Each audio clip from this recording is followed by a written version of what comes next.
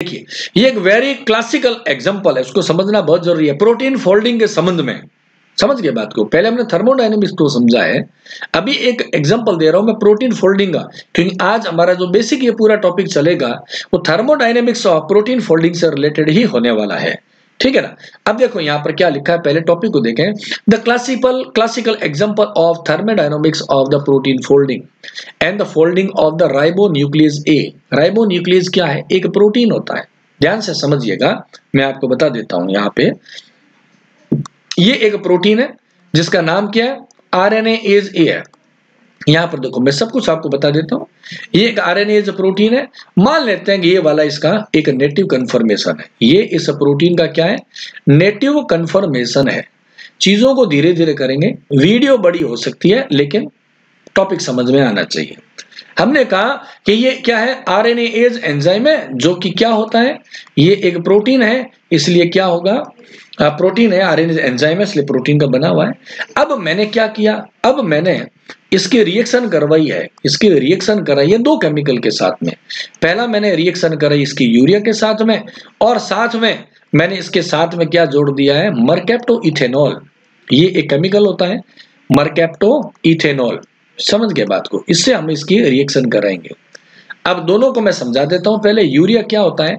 Urea का formula अगर आप देखेंगे तो ऐसा होता है, यहां पर लिख देता हूं मैं, NH2C डबल बॉन्ड O और NH2, ये होता है यूरिया होता है। मरकैप्टो इथेनॉल, इथेनॉल आप जानते हैं, इथेनॉल हम किसको कहते हैं? यहां पर देखें, पहले मैं इथेनॉल समझाता हूं फिर 2 मरकैप्टोस। देखिए C2H5OH होता है, इसको हम बोलते हैं इथेनॉल कहते हैं। समझ गए? अब यहां पर इसको हम कैसा लिख सकते हैं? इसको हम ऐसा लिख सकते हैं, देखिए CH3CH2OH, ऐसा भी लिख सकते हैं इथेनॉल को। और आप ये जानते हैं कि जो फंक्शनल ग्रुप होता है उससे जुड़े हुए कार्बन को अल्फा कहते हैं, उसके पास वाले कार्बन को बीटा कहते हैं। इस कार्बन की बीटा पोजीशन पे यहां पे एक ग्रुप जुड़ा हुआ है जिसको कहते हैं SH। जोड़ता हूं, देखिए कैसे, SH जोड़ दिया है तो ये अब मॉलिक्यूल बन गया है CH2CH2OH बन गया है।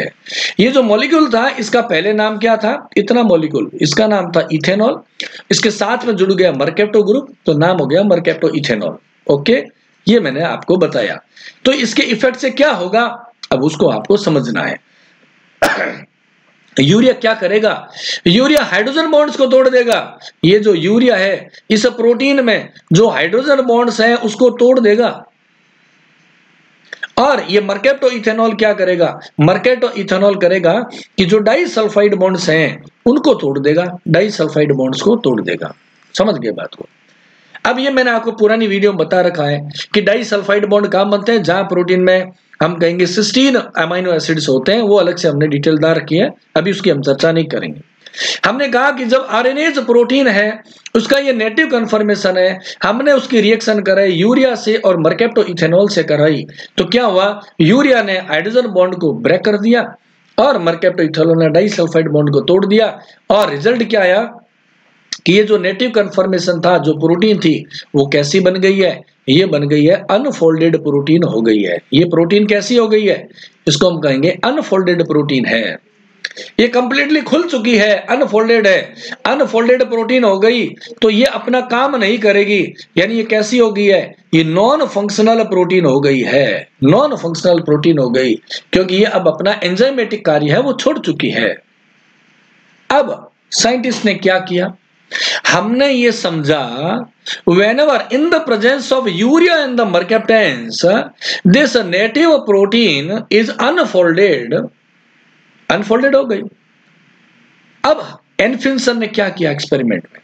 एनफिंसन ने ये किया कि ये जो यूरिया और मरकैप्टन्स है उसको सिस्टम से हटा दिया, यूरिया और मरकैप्टन्स को उस सिस्टम से हटा दिया।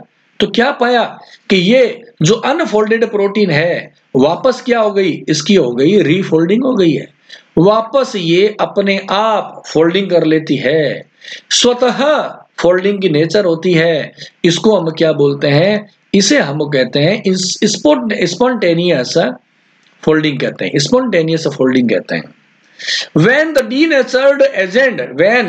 denaturing agents were removed, the RNase protein spontaneously refold into its native 3-dimensional structure and regained the full enzymatic activity.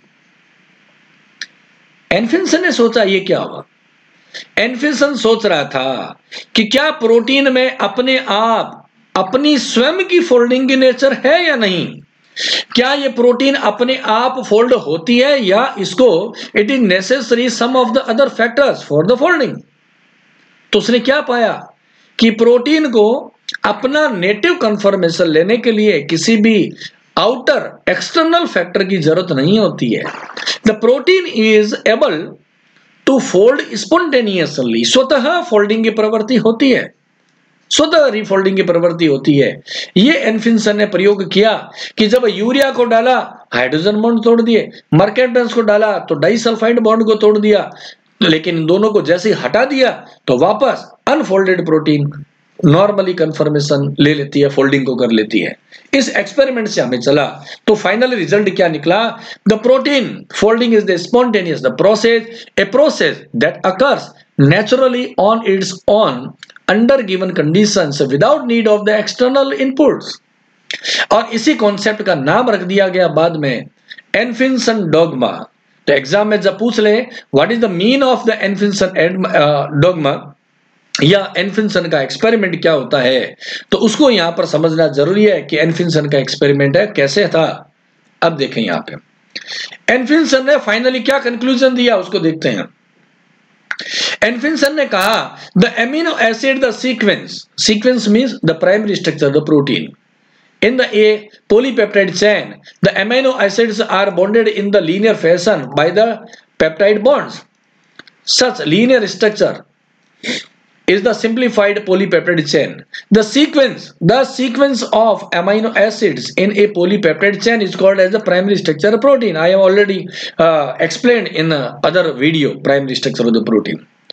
तो हमने कहा the amino acid the sequence alone determine the final folded protein. The folding of the protein is completely controlled by determined by the only factor, that is the amino acid sequence.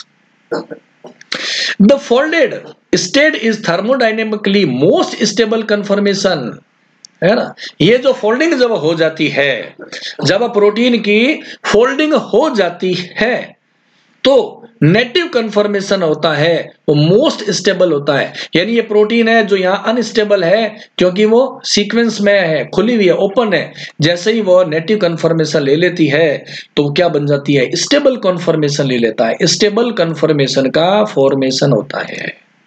बहुत सारी चीजें काम कहने वाली है। Where the Gibbs free energy is minimized, the usable energy, मैंने आपको बताया था गिब्स एनर्जी क्या होती है। किसी सिस्टम में जितनी एनर्जी है उसका कितना अमाउंट वर्क में कन्वर्ट हुआ उसको हम कहते हैं गिब्स एनर्जी बोलते हैं। समझ गए। अभी बहुत सारे पॉइंट्स आएंगे इसमें एनफिन्सन डॉगमा में।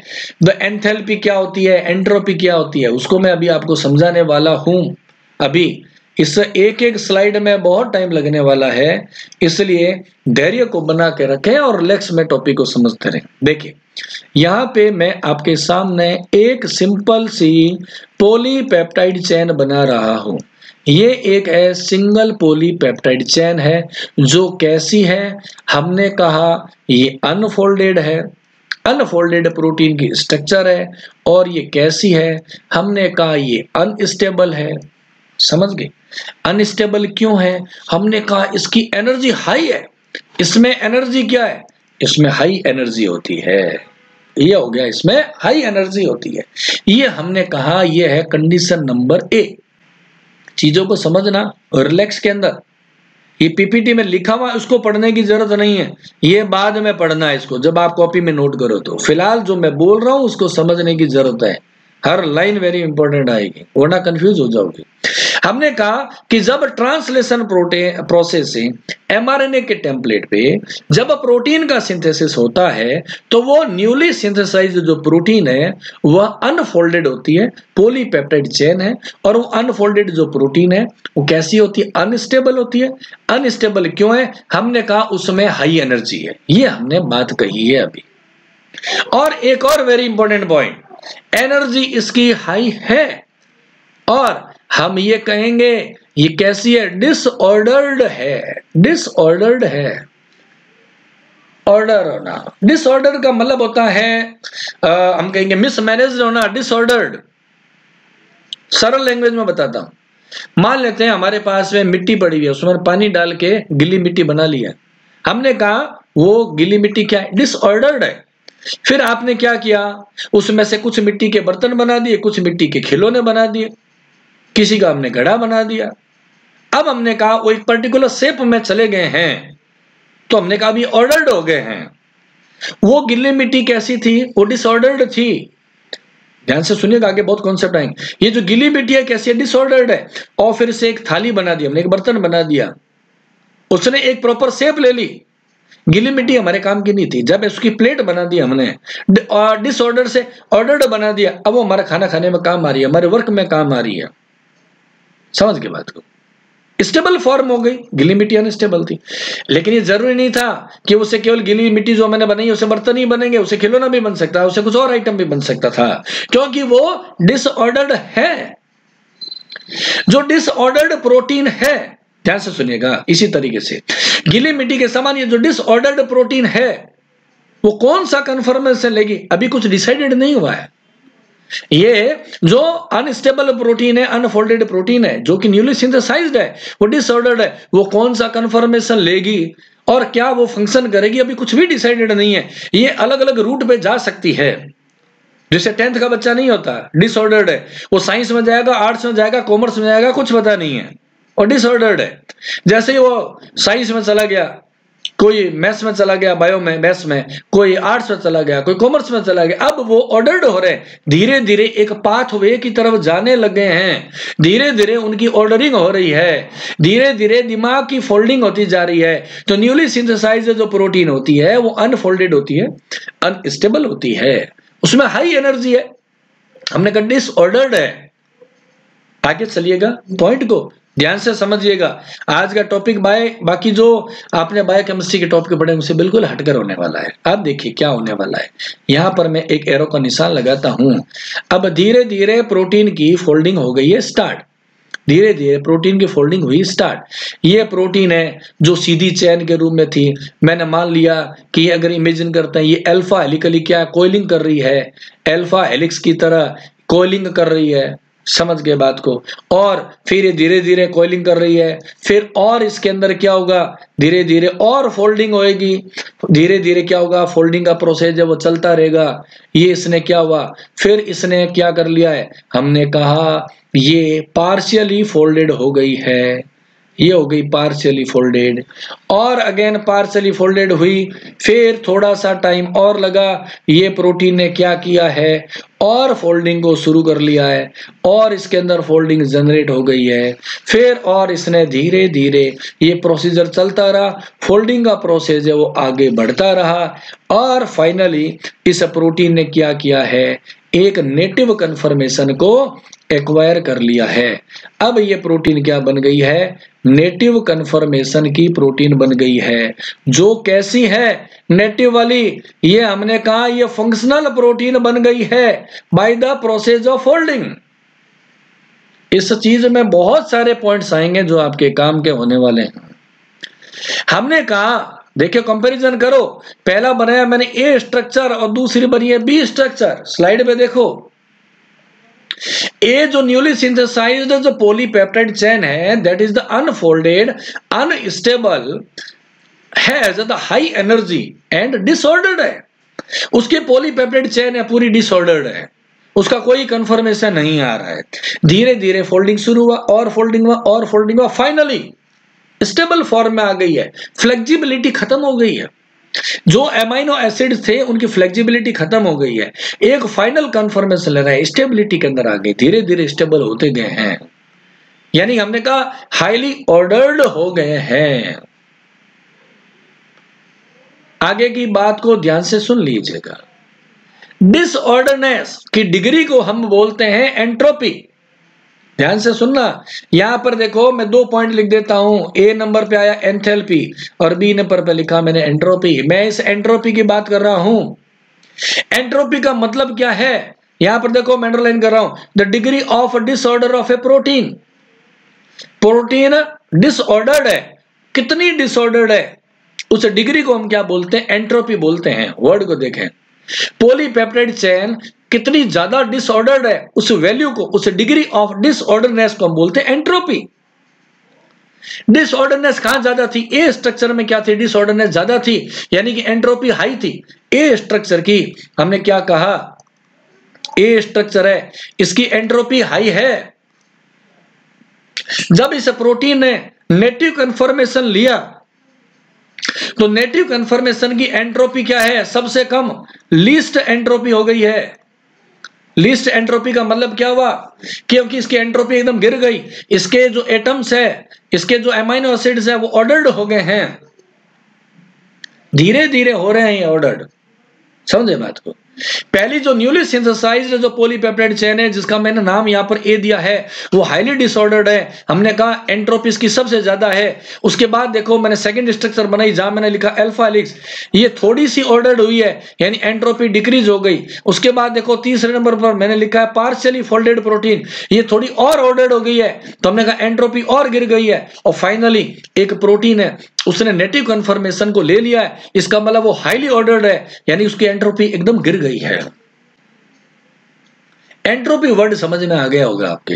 एंट्रोपी का मतलब क्या हुआ? डिग्री ऑफ ऑर्डरनेस से मतलब है। अब ये नेटिव कन्फर्मेशन आ गया है, अब उसमें फ्लेक्सिबिलिटी खत्म हो गई है, ये एंट्रोपी की बात चल रही है। एक और अपना एग्जांपल लेते हैं, गैसियस कंडीशन का एग्जांपल लेते हैं, ठीक है ना। पहले मैं ये वाला जो है इसको क्लियर कर देता हूं, जल्दबाजी मत करना, आज का टॉपिक है बड़ा ही अलग होने वाला टॉपिक है। देखो यहां पर देखो, मैं साइड में लिख रहा हूं, पूरा प्रॉपरली देखना है आपको। यहां पर देखें, ये मैंने कहा आपके पास में एक कंटेनर बना हुआ है, यहां पे ये एक कंटेनर है बना हुआ। सेम कंटेनर क्या है? ये यहां पर बना हुआ है। ओके, ये हो गया सेम कंटेनर भरा हुआ है। और मैंने कहा कि यहां पर एक मैंने लगा रखा है एक पिस्टन, यानी कि ढक्कन लगा रखा है, जिससे हम इसको ऊपर और नीचे कर सकते हैं। और यहां पर ये है एक और लगा रखा, और ये आ गया, इससे भी हम इसको क्लोज कर लेते हैं। दोनों में एयर का अमाउंट सेम है। यहां पर देखें, यहां पर हमने कह दिया कि वॉल्यूम है वो क्या है? ज्यादा है। यहां पर वॉल्यूम क्या है? कम है। अब देखो ध्यान से, दो कंडीशन में बना रहा हूं, ध्यान से समझिएगा। ये है पहला ए कंडीशन कह सकता हूं, ए कंडीशन है, ये बी कंडीशन है। मैंने क्या हुआ, पहले इसमें एक हवा भर दी थी, है ना, समझिएगा बात को। इसमें मैंने हवा भरी तो ए सिचुएशन में क्या है? ए सिचुएशन में एयर के गैस के मॉलिक्यूल्स क्या है? दूर दूर है, क्योंकि हर एक मॉलिक्यूल के लिए ज्यादा स्पेस अवेलेबल है टू मूव। जब वॉल्यूम ज्यादा है और गैस के जो मॉलिक्यूल्स है वॉल्यूम ज्यादा है, गैस के मॉलिक्यूल्स कम है, तो ये गैस के मॉलिक्यूल इधर उधर इधर क्या होंगे? ज्यादा मूव कर पाएंगे, फ्री ज्यादा है, फ्रीडम इंडिपेंडेंस ज्यादा है।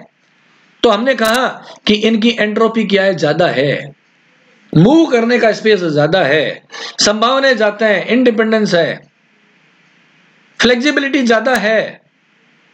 ये वैसा ही है जैसे मैंने कहा न्यूली सिंथेसाइज्ड पॉलीपेप्टाइड चेन, वो फ्रीली मूव है, उसने कोई फिक्स जगह नहीं ली है, वो कुछ भी अलग अलग कन्फर्मेशन ले सकती है। हमने कहा उसकी डिग्री ऑफ फ्रीडम ज्यादा है, डिग्री ऑफ फ्रीडम को कहते हैं, हम एंट्रोपी कहते हैं। जैसे ए कंडीशन में गैस के चैम्बर में गैस भरी हुई है, वॉल्यूम ज्यादा है, तो गैस के अणु आराम से घूम पाएंगे। हर मॉलिक्यूल के लिए स्पेस ज्यादा है, 3D स्पेस ज्यादा है, स्पेटियल स्पेस ज्यादा है। अब क्या हुआ, मैंने इसको वॉल्यूम को आधा कर दिया है। इसका मैंने क्या किया है, देखो मैं लिख रहा हूं पीपीटी पे, वॉल्यूम को मैंने डिक्रीज कर दिया, कंडीशन आ गई बी, वॉल्यूम कम हो गया है। अब ये मान लो कि वॉल्यूम ए था, उसको वी ए कर दिया, और वॉल्यूम बी कंडीशन में वी बी कर दिया, तो हम ये कह देते हैं वी ए वॉल्यूम में ज्यादा था, वी बी में वॉल्यूम कम किया, क्योंकि हमने गैस को कंप्रेस्ड कर दिया है। अब गैस के मॉलिक्यूल तो उतने ही है, गैस के मॉलिक्यूल उतने ही है, वॉल्यूम कम हो गया, किसका? कंटेनर का। मॉलिक्यूल पास पास में आ गए, पास में आ गए, ऐसे पास में आ गए, मॉलिक्यूल पास में आ गए, तो इन मॉलिक्यूल्स को मूव करने के लिए जगह कम मिल रही है, डिग्री ऑफ फ्रीडम कम हो गई है, यानी कि एंट्रोपी गिर गई है। अब ये मॉलिक्यूल उतना आसानी से मूव नहीं कर पाएंगे, समझ गए बात को।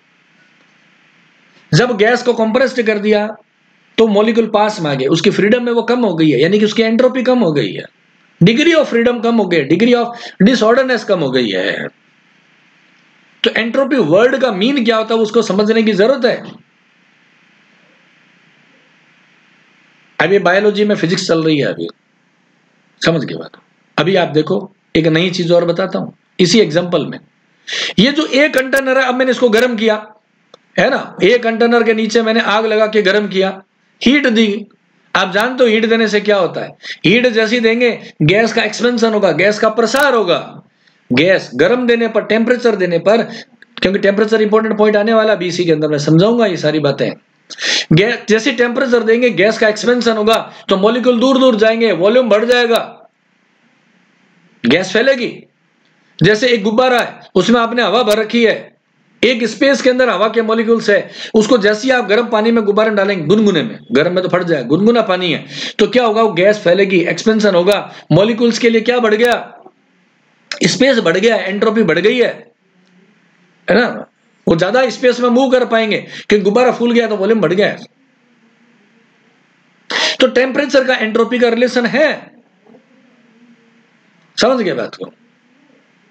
अभी बहुत सारी चीजें समझनी है, इतना जल्दबाजी नहीं करना है। टॉपिक बहुत सरल है, टफ नहीं है।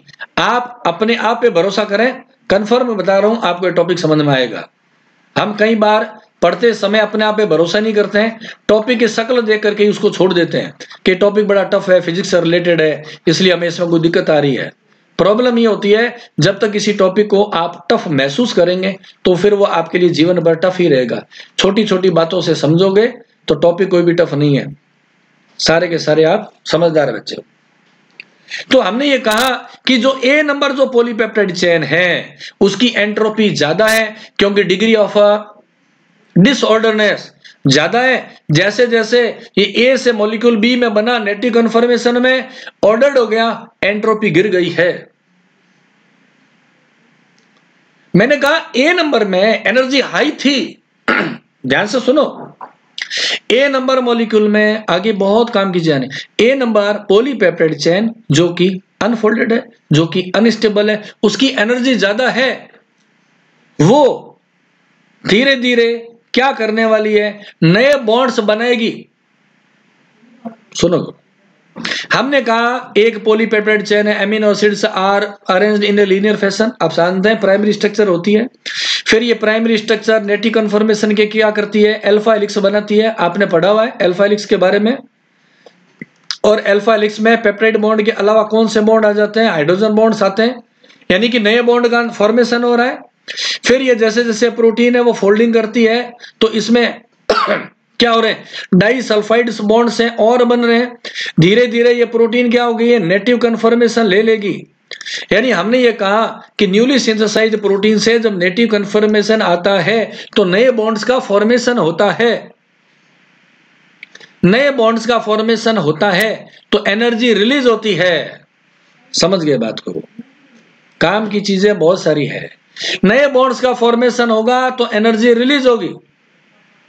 बॉन्ड बनते हैं तो एनर्जी निकलती है, और बॉन्ड तोड़ा जाता है तो एनर्जी एब्जॉर्ब होती है। ये पॉइंट को ध्यान रखें, चीजें समझ में आएगी।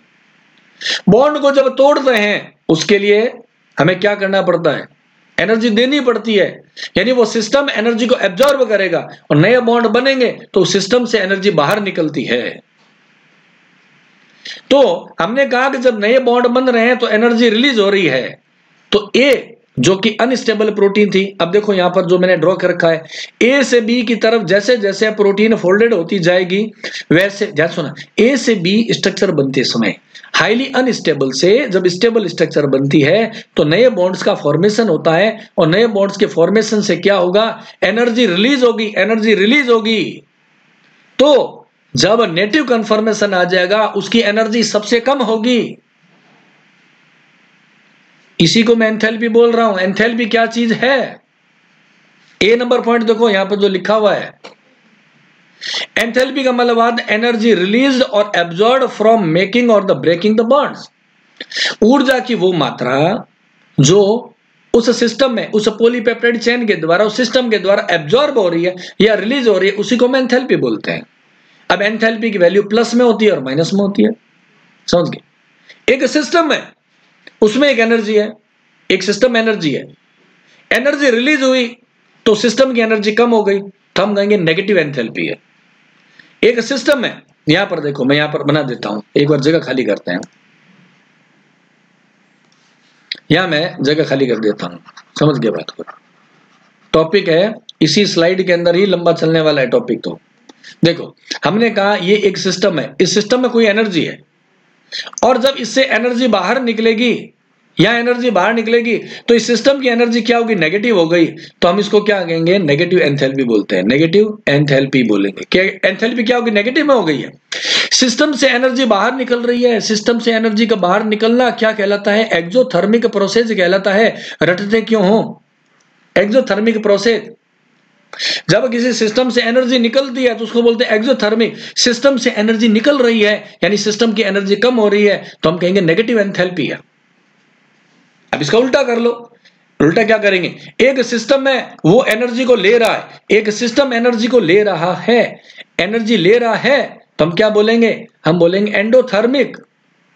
एंडोथर्मिक तो सिस्टम की एनर्जी बढ़ गई या पॉजिटिव हो गई, इसको हम बोलेंगे पॉजिटिव एंथैल्पी कहते हैं, पॉजिटिव एंथैल्पी कहते हैं। ये बातें इस पीपीटी को पढ़ने से समझ में नहीं आएगी, सुनने से आएगी। तो हमने कहा, अब देखिए ध्यान से, किसी सिस्टम से एनर्जी निकल रही है, एक्सोथर्मिक है, और मैंने साथ में ये बताया एनर्जी कब निकलती है, एनर्जी बच्चों कौन सी कब निकलती है, एनर्जी तब निकलती है जब नए बॉन्ड का फॉर्मेशन होता है। जब नए बॉन्ड्स बनते हैं, नए बॉन्ड्स का फॉर्मेशन होता है तो एनर्जी रिलीज होती है। नए बॉन्ड बन रहे हैं, इसका मतलब क्या हुआ, नए बॉन्ड कब बनेंगे, जब फोल्डिंग चलेगी, जब फोल्डिंग प्रोसेस चलेगा। अब देखो यहां से, जब नई प्रोटीन है, न्यूली सिंथेसाइज्ड है, उसमें एनर्जी ज्यादा है, वो जब फोल्डिंग करेगी, स्टेप बाय स्टेप सुनो, न्यूली सिंथेसाइज्ड पॉलीपेप्टाइड चेन में एनर्जी ज्यादा है, वो फोल्डिंग करेगी तो नए बॉन्ड बनाएगी, नए बॉन्ड बनाएगी तो एनर्जी रिलीज होगी, प्रोसेस क्या होगा, एक्सोथर्मिक होगा, सिस्टम की एनर्जी कम हो जाएगी, हम उसे बोलेंगे नेगेटिव एंथैल्पी। समझ गए बात। और अब इसका उल्टा कर लो, अब वो नेटिव जो प्रोटीन है वो फोल्डेड से अनफोल्डेड हो रही है तो बॉन्ड्स को तोड़ा जाएगा, बॉन्ड एनर्जी को एब्जॉर्ब किया जाएगा और उसकी एंथैल्पी क्या होगी, पॉजिटिव हो गई है। तो एंट्रोपी और एंथैल्पी में क्या फर्क हुआ, देखो डिग्री ऑफ डिसऑर्डरनेस को हम बोलते हैं एंट्रोपी और एनर्जी को क्या बोलते हैं, एंथैल्पी। यानी जब नई प्रोटीन बनती है पॉलीपेप्टाइड चेन, उसकी हमने कहा डिग्री ऑफ डिसऑर्डरनेस ज्यादा है यानी एंट्रोपी ज्यादा है, और उसमें ऊर्जा ज्यादा है तो उसमें एंथैल्पी ज्यादा है। जैसे जैसे प्रोटीन फोल्डिंग करेगी, एनर्जी को रिलीज करेगी, उसकी एंथैल्पी गिर जाएगी, और वो हाईली ऑर्डर्ड हो गया तो हमने कहा उसकी एंट्रोपी क्या होगी, डिक्रीज हो गई है। अब ये जो बातें मैंने बोली है ये यहाँ पर लिखी हुई, अभी बहुत सारी बातें आपको समझानी है इसके अंदर, एक बार मैं बोल के बता देता हूं। द एनर्जी रिलीज और द एब्जॉर्ब फ्रॉम मेकिंग और the breaking bonds when a protein folds, ध्यान से देखिए, when a protein folds new hydrogen bonds and the van der Waals forces and the disulfide bonds form, this release the energy, तो negative delta H हो गया। Energy absorb when bonds are the breakdown, positive enthalpy हो जाएगा। Entropy क्या है, degree of disorderness of the protein, protein becomes more ordered when folded into the native conformation. आगे word है, उसको मैं अभी समझाऊंगा थोड़ी देर बाद में, ध्यान से समझेंगे। इस टर्म को देख लो पहले, hydrophobic effect, hydrophobic effect release ordered water molecules, increase solvent entropy which help driving force. अभी ये समझ में नहीं आएगा, अभी समझाएंगे आपको। हाइड्रोफोबिक इफेक्ट क्या है, हमने कहा हाइड्रोफोबिक इफेक्ट क्या है, ये फोल्डिंग का ड्राइविंग फोर्स है, helps in the dry folding process. अब हाइड्रोफोबिक इफेक्ट का क्या रोल है इसको भी हम समझेंगे। देखिए यहां पर ये जो थोड़ा सा मैं क्लियर कर देता हूं पीपीटी को, सारी चीजें हटा देते हैं। यहां पर हमने देखो ये चीज लिखी है एनफिंसन डोग्मा में, delta G H delta T क्या है, डेल्टा जी क्या गिब्स एनर्जी है, डेल्टा एच क्या है, ये एंथैल्पी है, और डेल्टा एस क्या होता है, ये एंट्रोपी है। सिस्टम स्टेबल कब होगा, जब हमने कहा, देखिए लास्ट लाइन क्या लिखी, if delta G is less than zero, less than zero का मतलब माइनस में होता है, कंफ्यूजन है, then folding is the spontaneous as a folded in the break. यानी डेल्टा जी की वैल्यू है, जब कभी सिस्टम की डेल्टा जी वैल्यू जब नेगेटिव में होगी ना, तब जाके क्या होगा, प्रोटीन ऑटोमेटिकली स्पॉन्टेनियसली स्वतः फोल्डिंग कर लेगी। अब आप थोड़ा सोच के देख लो इससे कि डेल्टा जी को नेगेटिव करने के लिए क्या जरूरी है, ये जो डेल्टा एच है इसको नेगेटिव करना जरूरी है। पीछे वाला तो नेगेटिव है ही पहले से, टी डेल्टा एस वो तो नेगेटिव में है। आप डेल्टा एच की वैल्यू को डिक्रीज कर दो, उसको नेगेटिव बना दो, तो डेल्टा जी क्या हो जाएगा, नेगेटिव हो जाएगा। डेल्टा एच को नेगेटिव करना है, delta H negative, delta H के एंथैल्पी को नेगेटिव कैसे करते हैं, मैंने अभी बताया था, एनर्जी को रिलीज करेंगे, एनर्जी रिलीज होगी तो डेल्टा एच नेगेटिव हो जाएगा और डेल्टा जी भी नेगेटिव हो जाएगा, स्टेबल हो जाएगा। ये बातें तो मैंने आपको समझा दी है। अभी हाइड्रोफोबिक इफेक्ट को समझते हैं। देखो हाइड्रोफोबिक इफेक्ट है वो क्या कहना चाह रहे हैं, उसको ध्यान से समझिएगा तब चीजें समझ में आएगी। देखो ये है एक पॉलीपेप्टाइड चेन है, नई नई पॉलीपेप्टाइड चेन बन गई है। आप जानते हैं ट्रांसलेशन प्रोसेस से पॉलीपेप्टाइड चेन बनती है, आगे चीजें आती रही। इस पॉलीपेप्टाइड चेन में आप जानते हैं on the basis of interaction with the water molecule there are two kinds of the amino acids that are the hydrophilic and the hydrophobic amino acids. ये तो आपने पढ़ा हुआ है हमारी वीडियो में, hydrophilic amino acid and the hydrophobic amino acid. Hydrophilic negatively charge, जैसे आपको फिर भी थोड़ा सा रिपीट करा देता हूं, जैसे ग्लूटामिक एसिड होता है ना, ग्लूटामिक एसिड होता है, ओके, ये होता है negatively charge. Similarly aspartic acid होता है, वो आप जानते हैं क्या होते हैं, ये भी होता है नेगेटिवली चार्ज है। इसी तरीके से मान लेते हैं लाइसिन की बात करते हैं, तो लाइसिन कैसा होता है, पॉजिटिवली चार्ज। ज्यादा एग्जांपल बताऊंगा नहीं, पहले वाली वीडियो को देखें। कहने की बात है कि जो नेगेटिवली चार्ज है या पॉजिटिवली चार्ज है, ये मॉलिक्यूल्स क्या करेंगे, वाटर से एफिनिटी दिखाई देंगे, इसलिए हम इसको क्या बोलते हैं, इसको हाइड्रोफिलिक अमीनो एसिड्स बोलते हैं, हाइड्रोफिलिक अमीनो एसिड बोलते हैं। ग्लाइसिन, एलानिन हुआ, ठीक है ना, ल्यूसिन, आइसोल्यूसिन हुआ, ये सारे क्या होता है, हाइड्रोफोबिक अमीनो एसिड्स होते हैं। तो अमीनो एसिड दो तरह के हो गए, हाइड्रोफिलिक और हाइड्रोफोबिक अमीनो एसिड्स होते हैं। जो चार्ज है वो तो कन्फर्म बात है, हाइड्रोफिलिक ही होंगे, और जो अनचार्ज है जिसमें एलिफेटिक चेन लंबी होती है उसको हम हाइड्रोफोबिक कहते हैं। ये तो आप केमिस्ट्री में भी पढ़ चुके हैं और बहुत सारी चीजों में आप पढ़ते हैं, उसका ज्यादा डिस्कशन नहीं करना। यहां पर मैंने ये कहा, मैं देखिए कुछ निशान लगा देता हूं। मान लेते हैं ये पॉलीपेप्टाइड चेन है, इस पॉलीपेप्टाइड चेन में ये जो मैं डार्क कर रहा हूं, ये आप मान लेते हैं कि ये वो अमीनो एसिड्स है जो कि हाइड्रोफोबिक है। ये हाइड्रोफोबिक अमीनो एसिड्स है। यहां पर देखिए मैं निशान लगा देता हूं, ये जो मैंने ब्लैक वाले बने हैं ये अमीनो एसिड्स कैसे हैं, ये अमीनो एसिड्स है हाइड्रोफोबिक अमीनो एसिड है, हाइड्रोफोबिक अमीनो एसिड्स है। समझ गए बात को। अब ये जो हाइड्रोफोबिक अमीनो एसिड्स है ये सिस्टम के अंदर है, नई पॉलीपेप्टाइड चेन बनी है, कहां होती है, साइटोप्लाज्म में बनता है, ट्रांसलेशन का प्रोसेस कोशिका द्रव्य में होता है, हाइड्रोफोबिक है, पानी से दूर रहने वाले, विरोध करने वाले। समझो बात को। तो क्या होगा, जो वाटर के जो मॉलिक्यूल्स होंगे इसके चारों ओर इन हाइड्रोफोबिक अमीनो एसिड्स के बाहर की ओर एक केज बना देंगे, इसको चारों ओर से घेर लेंगे। समझ गए।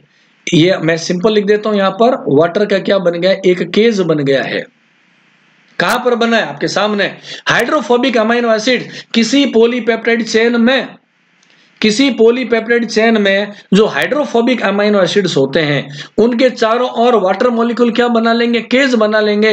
वाटर मॉलिक्यूल यहां पर किसका काम कर रहे हैं, वाटर मॉलिक्यूल यहां पर काम कर रहे हैं सॉल्वेंट का काम कर रहे हैं।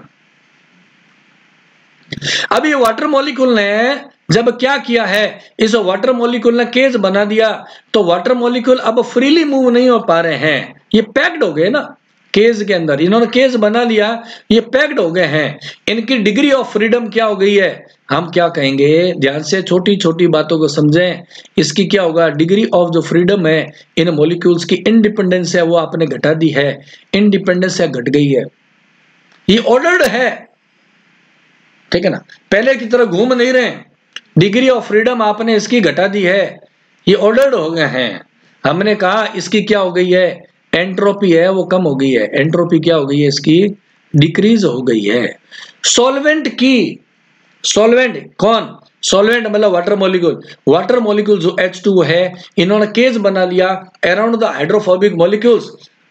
H2O आसानी से मूव नहीं कर पा रहा है, उसकी डिग्री ऑफ फ्रीडम है वो कम हो गई है, डिसऑर्डरनेस कम हो गई है, ऑर्डर्ड हो गया है, तो हमने कहा इसकी एंट्रोपी डिक्रीज हो गई है। लेकिन सॉल्वेंट कौन है, यहां पर हम देखते हैं सॉल्वेंट कौन है, सॉल्वेंट के रूप में काम कर रहा है पॉलीपेप्टाइड चेन। सॉल्वेंट के रूप में कौन है, पॉलीपेप्टाइड चेन है। ये कैसी है? ये तो टोटली डिसऑर्डर्ड है, ये टोटल है डिसऑर्डर्ड है, क्योंकि इसका कोई कंफर्मेशन नहीं है। यानी कि हम कहें तो इस पॉलीपेप्टाइड चेन की एंट्रोपी क्या है? हाई है। देखो क्या क्या बातें आई हैं आपके सामने, ठीक है ना। यहां पर मैंने क्या लिख दिया, ये सॉल्वेंट नहीं करना है, इसको करना है सोल्यूट है। ये तो सोल्यूट है ना, यहाँ पे ये चीजें लिखते समय एग्जाम में भी ध्यान रखना है। पॉलीपेप्टाइड चेन क्या है? सोल्यूट है।